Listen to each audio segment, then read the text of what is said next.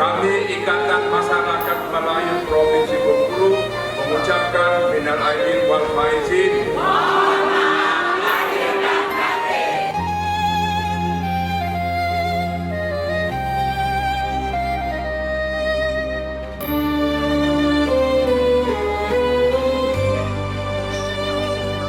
Tersenyum rindu di beranda,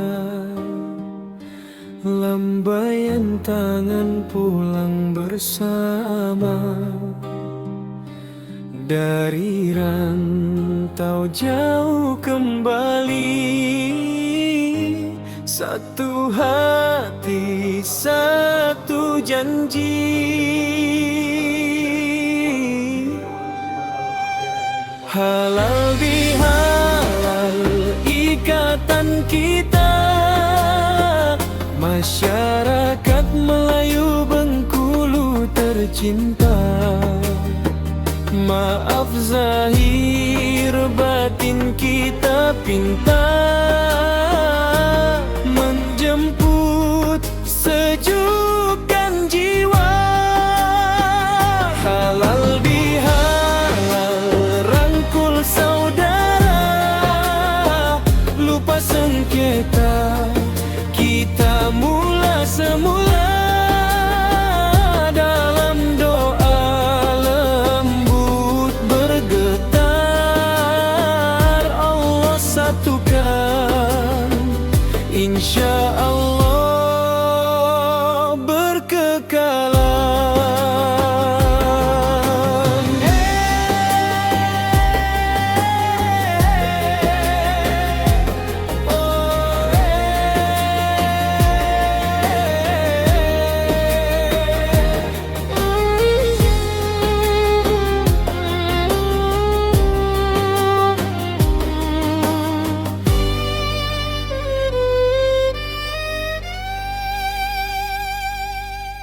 Juada di hidang kopi mengepul, cerita lama pelan dipeluk,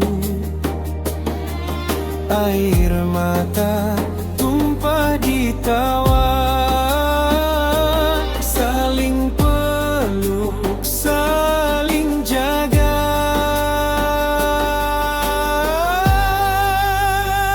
Halal bihalal ikatan kita, masyarakat Melayu Bengkulu tercinta. Maaf zahir batin kita pinta, menjemput sejukkan jiwa. Halal bihalal rangkul saudara, lupa sengketa kita mula semula. Dalam doa lembut bergetar, Allah satukan, insya Allah berkekalan.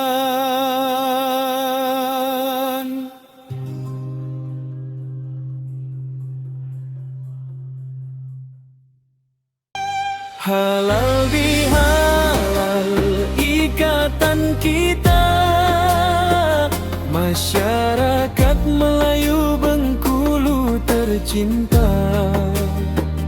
Maaf zahir batin kita pinta,